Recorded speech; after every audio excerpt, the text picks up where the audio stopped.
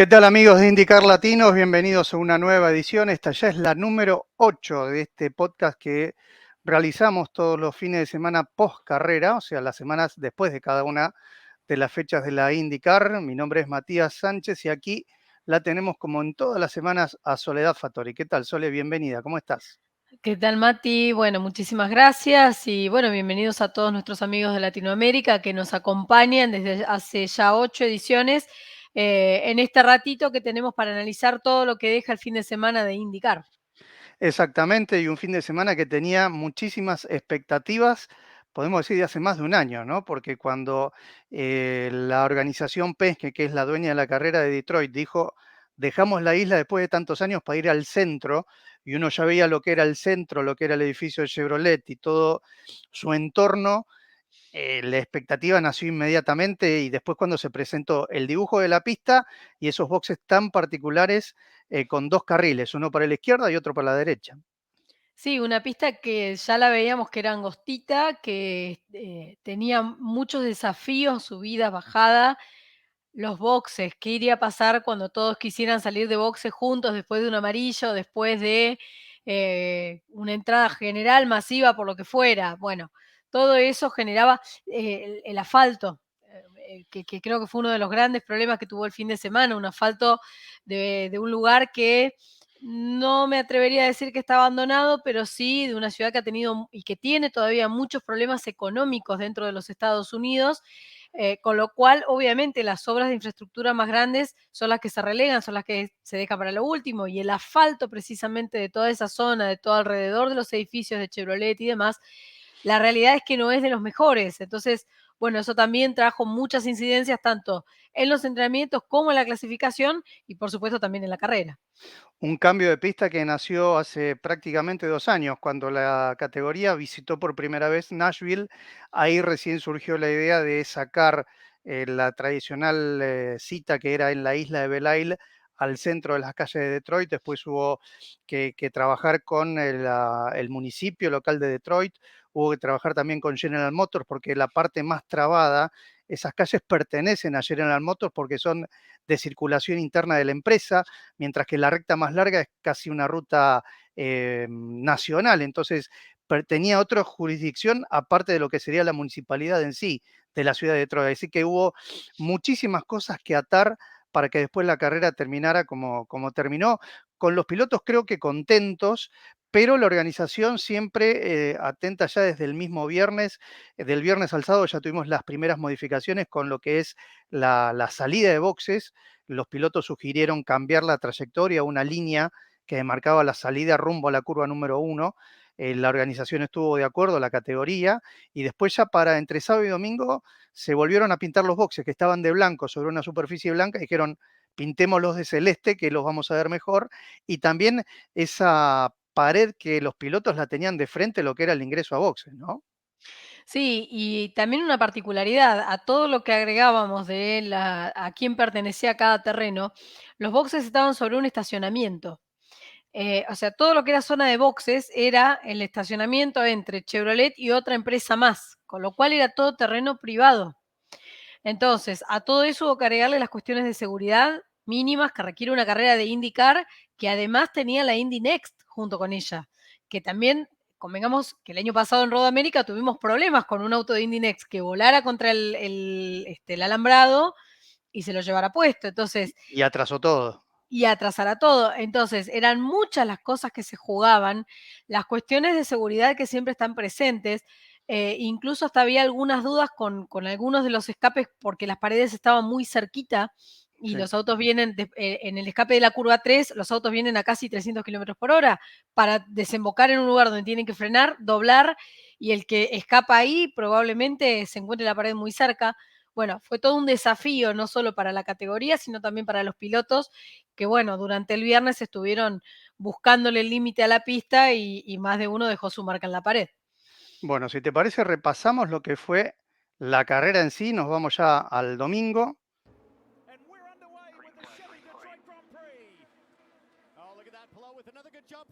Y ahí tenemos lo que fue la largada y esa curva número 1 que ya tuvo la primera víctima, se llamaba Callum Ilott. Sí, Callum que no logra frenar y frena en realidad contra Kirkwood y genera la primera amarilla y aparte genera, que Kirkwood termine perdón, no, la primera amarilla no, que Kirkwood termine adentro de los boxes teniendo que cambiar todo el alerón trasero. Pero Y bueno, eran después, las y características de después la la remontada que hizo en un lugar así. sí, a ver, hay que remontar en estas paredes que uno ve, o en este circuito rodeado de paredes tan angostitos, pero bueno, evidentemente el auto estaba, los Honda estaban muy fuertes y bueno, el auto de él también era parte de esto, ¿no? Bueno, esos son los problemas que tenía Pato Ward. Pato Ward sale de los boxes primero diciendo que creía que tenía un problema de suspensión, después es una cubierta que había quedado mal y ahí empieza la debacle, o sea, a partir de ahí ya ahí está el golpe contra la pared y ahí se termina la carrera. Por segunda vez consecutiva, Pato Ward termina abandonando en una temporada que había empezado mucho mejor para el mexicano de lo que está haciendo. Sí, como que no se le ve cómodo a Pato, ¿no? Mismo como el lenguaje corporal de él No, a lo largo del fin de semana. Ya creo que mismo Indianápolis lo veíamos medio incómoda con toda la situación. No sé si la presión que hay dentro del equipo, la llegada de Rossi. Acá hay otro de los incidentes rarísimos que tuvimos en una neutralización, Reijal pegándose. tampoco es el año de Reijal, hay que decir. Respecto de lo de Pato, me parece que hay un clima extraño adentro de McLaren. Durante los días previos a Indianápolis se escuchaba decir a Zak Brown en una conferencia de prensa que como que Félix Rosenquist estaba supeditado a seguir en el equipo el año que viene si ganaba o no las 500. Una presión medio innecesaria. Por otro lado, al final de esta carrera hubo un incidente entre Rosenquist y Rossi, que después quedó en Rossi diciendo lo vamos a hablar en el equipo. Un Pato que no parece cómodo y que incluso hay un detalle, no estuvo en la carrera de Fórmula 1 de Miami este año, cuando sí lo había hecho el año pasado. O sea, hay toda una situación que me parece que se está generando dentro del equipo naranja que no está ayudando a sus pilotos. Y ahí ya nos vamos metiendo en el final. Otro abandono para Román Grosjean, venía de abandonar en Indianápolis una semana antes por un error propio y aquí lo mismo, yéndose contra la pared y la desazón que tenía el suizo francés después de esa situación. 4 abandonos en el año. Otro de los pilotos que arrancaba como candidato y que tampoco lo está encontrando la vuelta. Y ahí, bueno, la última relargada perdón, la anteúltima con una pelea entre, bueno, ahí Dixon paga las consecuencias contra la pared. Eh, Después Palou iba a explicar que tuvo un problema, que el auto se le queda y que por eso se le viene encima Power y Dixon no le queda lugar, pero bueno, ahí parecía como que otra vez íbamos a tener otro incidente. Y Will Y Power que ahí, también tuvo un día, a decir verdad como venía, sí, espectacular. sí, sí, se ve que le hizo bien estar con Fab Flavor y después todo asimiló velocidad el australiano. Se lo vio muy, muy cómodo a pesar de todas las circunstancias que rodearon el fin de semana. Y ya de esta manera, ahí otra vez los McLaren llevándose para un lado, para otro. Incluso con esta pelea entre ellos termina ganando Dixon, que termina superando a Rossi. O sea, una pelea que era innecesaria. Y Palou que termina un fin de semana espectacular, redondo, donde había hecho la pole position, segunda pole position consecutiva, y se impone a todo lo que había surgido detrás de él para llevarse también el Grand Prix de Detroit y ampliar su ventaja en el campeonato. Lo hablábamos durante el fin de semana y decíamos, está ganando, está punteando el campeonato, pero el año que viene se va a McLaren. Entonces, ¿qué irá a Sí, hacer Ganassi con todo esto? ¿No? ¿Qué situación extraña también esa? totalmente. Y un equipo McLaren que, como recién comentábamos, no sabe todavía a ciencia cierta No. cuántos autos va a tener, si va a tener cuatro, y, imitando un poco lo que tiene Andretti, por ejemplo, que tiene cuatro autos. Pero bueno, así son los problemas también, ¿no? Porque a veces un equipo pretende ampliar todo lo que es su campo de trabajo, pero esa ampliación después dispersa un poco lo que es toda la energía que quizás con un equipo de dos o a lo sumo tres se concentra de otra manera totalmente distinta, pero la cuestión es que el equipo en sí está en un momento difícil interno. Sí, aparte hay que tener en cuenta una cosa, y se viene viendo en los 2 equipos, en el de Fórmula Uno y en el de IndyCar. Toman gente que es muy talentosa. De alguna manera, vamos a ponerlo así, van comprando agentes por todos lados. Entonces traen un piloto de acá, traen un ingeniero de allá. De hecho, uno de los ingenieros que está trabajando hasta el año pasado trabajaba con Penske. ¿Son los mejores? Sí. Ahora, ¿son un equipo? Y eso es más difícil de conformar. A ver, un equipo como, por ejemplo, el Chip Ganassi Racing, hoy tiene 3 autos que son ganadores los 3 si se quiere, con diferente suerte, pero ya de los 3 han ganado 2, o de los 4, mejor dicho, contando a Marcus Armstrong, pero los 4 están siempre ahí adelante. Ahora, si vamos a lo mismo, tengamos en cuenta que no es tan fácil hacer ganar todos los autos. No es tan fácil, aunque parezca una categoría fácil. Hay que poner en orden todos los factores que hacen que un equipo sea ganador. ¿McLaren es ganador? Probablemente sí, pero todavía no logra demostrarlo porque tiene estos cortocircuitos internos que terminan como terminaron el domingo, con 2 pilotos del mismo equipo peleándose entre ellos al punto de golpear los autos. Ojo que también hay un tema, Rosenquist está acostumbrado a hacer estas cosas. Si se acuerdan, en Mid Ohio, en el año 19, definiendo una carrera con Scott Dixon, perdón, 2018, terminaron los dos prácticamente afuera del circuito. La termina ganando Scott Dixon, la única Sí, pero condición que... roces mediante. Exactamente, la Sí, única condición que había puesto Ganassi es no se choquen y casi. sí. Entonces, es un piloto áspero, es un piloto que va a ir por todo cuando lo tenga, que no le importa que tenga su compañero de equipo, se tomó muy en serio eso, pero también habla de algo en el equipo que no funciona o que está con un clima raro. Sí, sí, pero es parte de la naturaleza competitiva que tiene el IndyCar de no tener piloto número uno, piloto número dos, piloto número Exacto. tres. O sea, podemos estar todos bajo el mismo techo, bajo la misma estructura, viajamos, compartimos datos, pero después cada uno quiere ganar para sí mismo y para sus sponsors y para todo su grupo de trabajo. Y eso creo que también es el agregado que tiene la categoría, que puede haber órdenes de equipo, puede haber ayudas, pero eso es cuando quizás ya se está definiendo un campeonato, las últimas 2 o 3 carreras, y el equipo es el que quiere apoyar a uno y ahí sí puede haber algún tipo de orden. Pero si no, el resto del año no, córranse entre ustedes y ahí está la gracia y el espíritu que tuvo el indicar toda en su existencia. Exacto, el equipo es una circunstancia, el equipo es aquello que le permite al piloto o a un jefe de equipo tener varios autos para lograr ser más competitivo. Ahora después, cada uno que haga lo que sienta que tiene que hacer en la pista.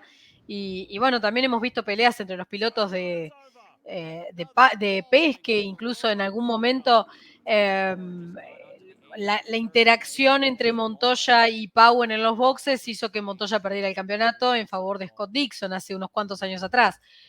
Con lo Sí, cual, o me acuerdo un toque Power Montoya en el Sonoma.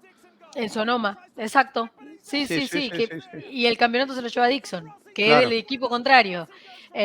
O también me acuerdo muchísimos años más atrás, cuando era la época del Champ Car, Dario Franchitti y Paul Tracy. Paul Tracy ganando una carrera que le hubiera permitido salir campeón a Franchitti un año antes, una carrera antes, y que le termina incluso virlando la posibilidad del campeonato en favor de Montoya. Pero bueno, no hay órdenes de equipo, esto es indicar. Claro, totalmente de acuerdo. Cuando ahí volvemos a repasar lo que fue la carrera, lo que fueron los sobrepasos, y creo que todos se fueron contentos de Detroit, más allá Ujú. de el panorama previo que había, que iba a ser muy apretado, que el piso, que los boxes, pero creo que el balance es positivo para todos, para la categoría, para la cantidad de gente que fue. Creo que todos se fueron contentos, ¿no? O sea, siempre con cosas para hacer para el año que viene, que ya lo ha reconocido la misma organización de Roger Penske, que son los dueños no solo de la categoría, sino también de este evento en particular.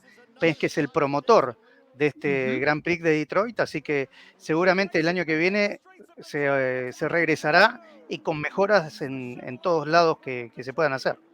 Seguro, y una cosa que destacaban en la previa de la carrera respecto al público es que no tenían era mucho más accesible llegar al centro de la ciudad que tener que tomarse el colectivo que lo llevaba hasta la isla.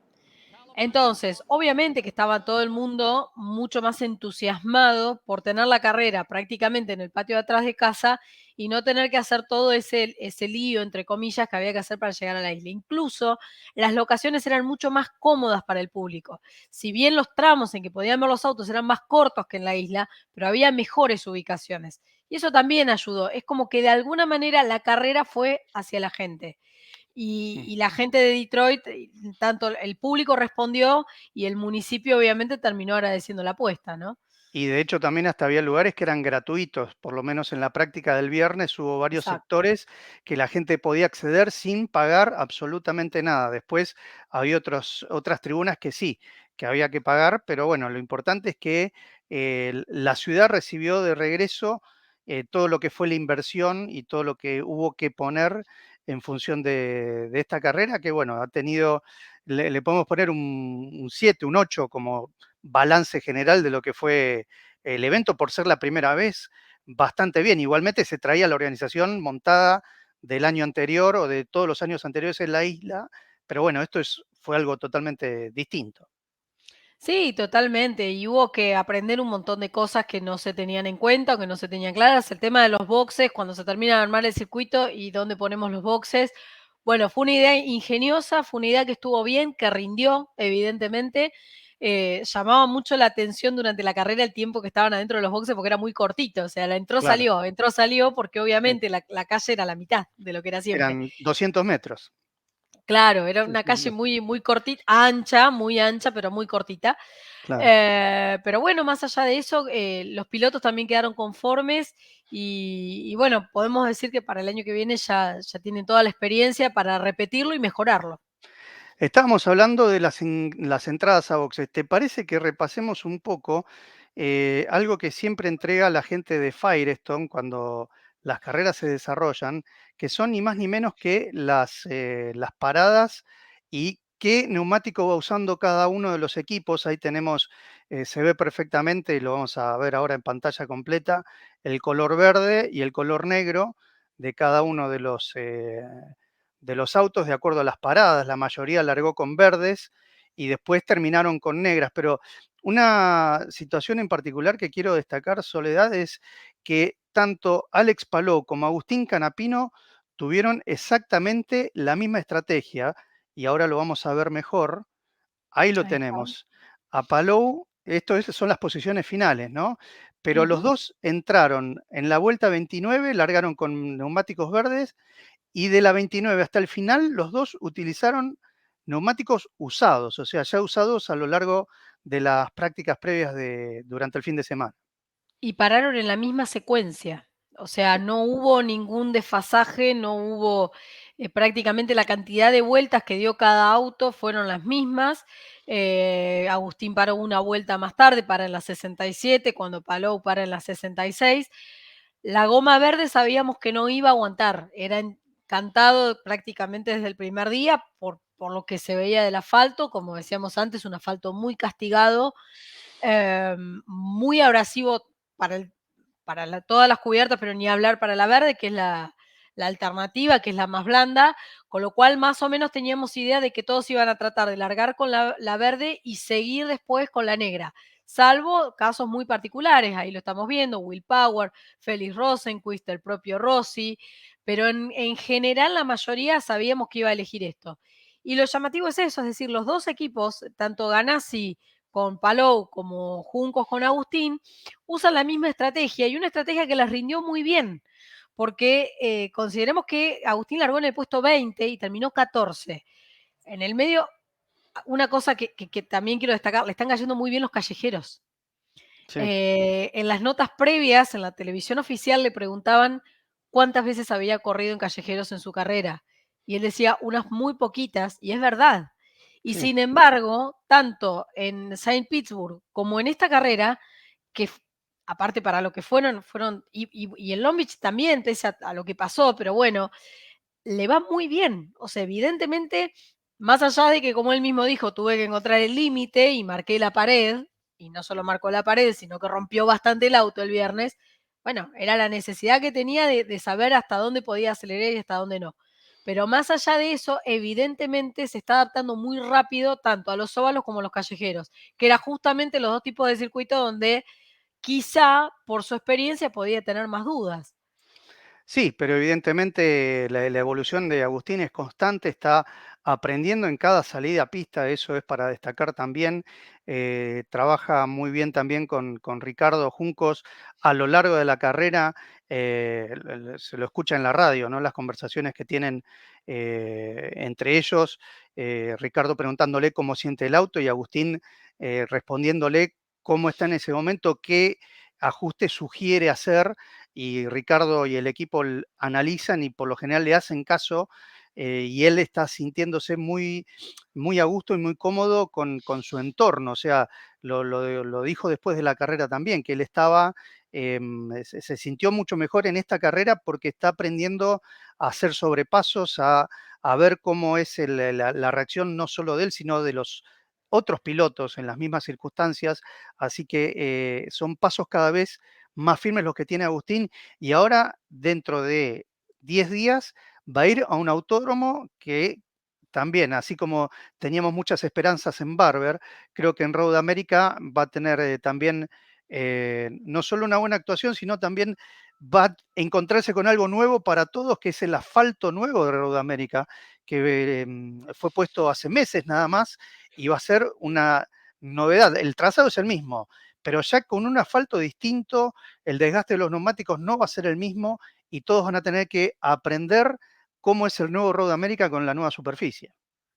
Sí, bueno, acá en Detroit hizo incluso un sobrepaso en una de las relargadas sobre el Lundgaard. La verdad, o sea, Lundgaard es un piloto que viene de correr en Indy Light el año pasado, lo que era la Indy Lights, que ahora es Indy Next.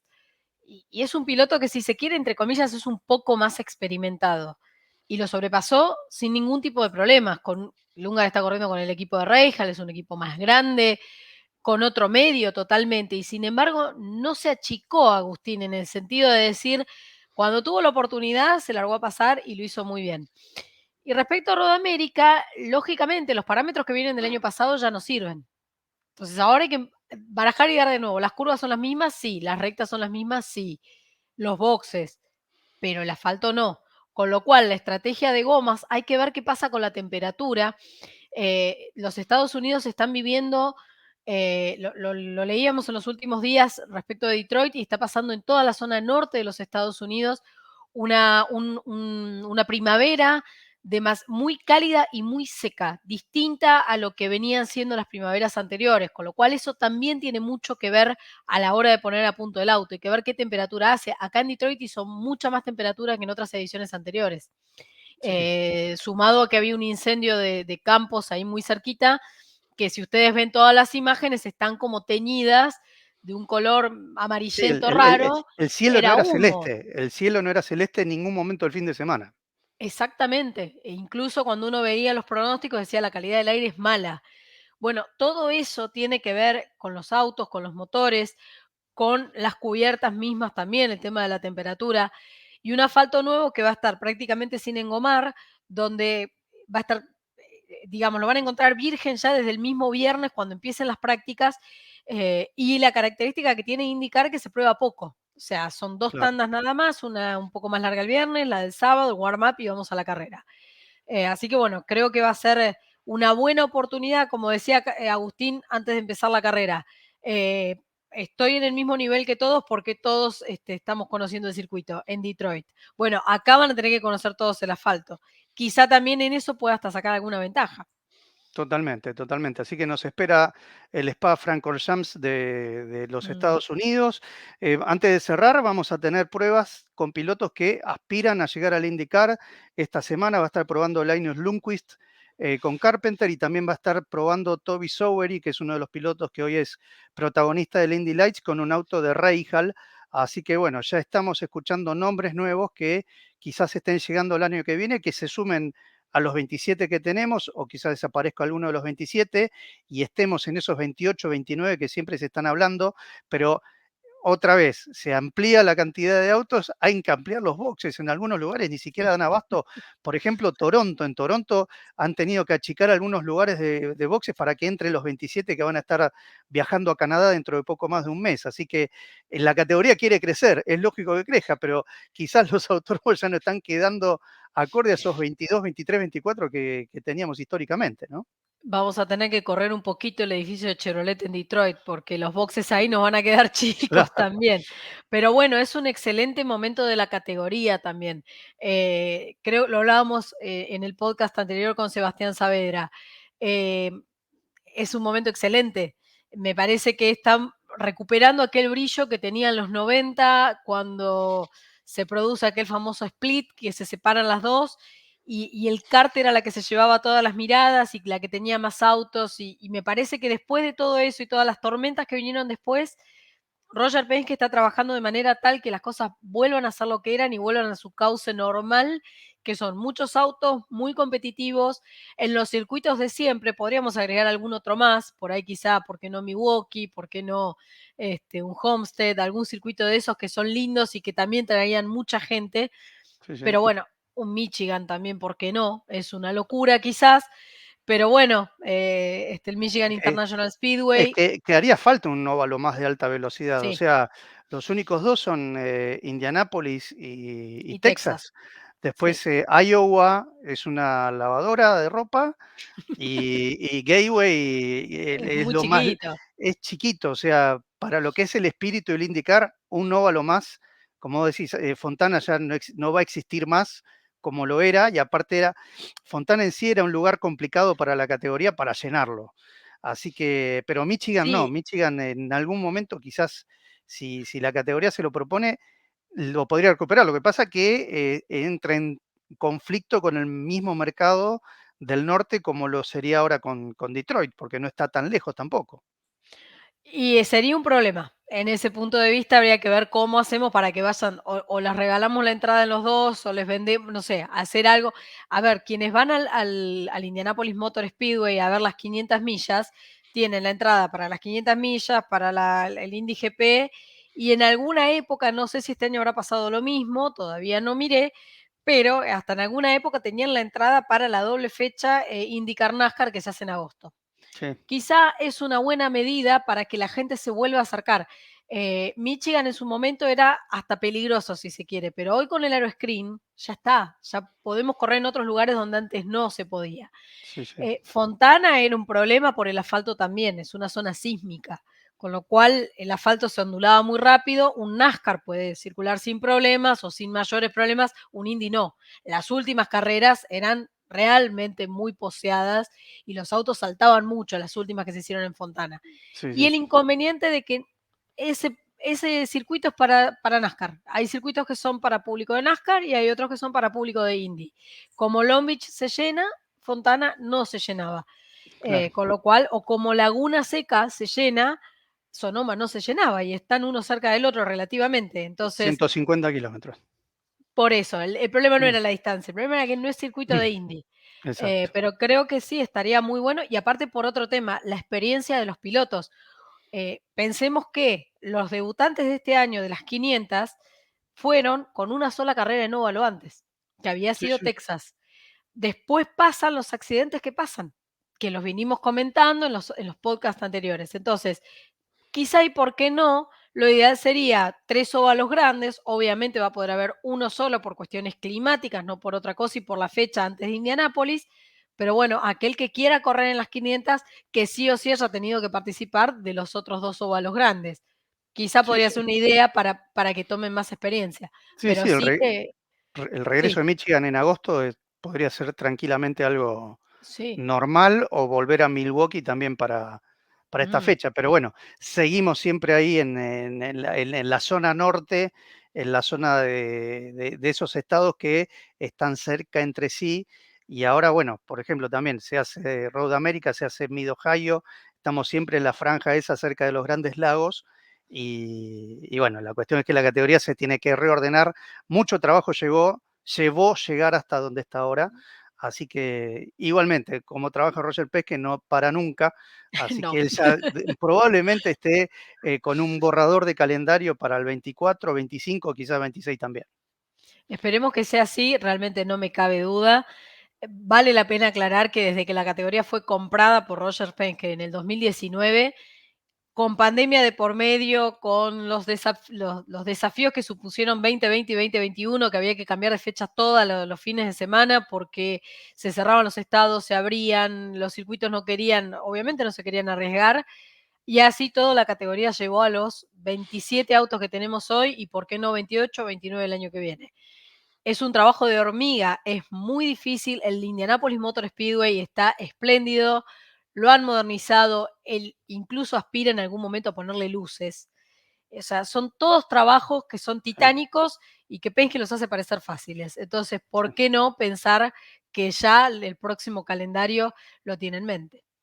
Bueno, ya entonces enfilamos para Road America dentro de 10 días y después ya de esa manera, en ese Día de Padre, ya se cierra la actividad del mes de junio, después ya pensando Mid-Ohio, Toronto, como viene también el mes de julio, agosto, ahora se empieza a comprimir todo. En 3 meses tenemos 10 carreras, así que vamos a tener bastante trabajo en lo que nos queda de este tramo del año. Soledad, muchísimas gracias y bueno, nos reencontraremos pasado Road America. Así es, Matías. Muchísimas gracias a vos también. Y bueno, los esperamos a todos también después de la próxima fecha, después de Rodamérica. Muchas gracias para todos, gracias por acompañarnos. Nos reencontramos dentro de algunos días. Un abrazo para todos.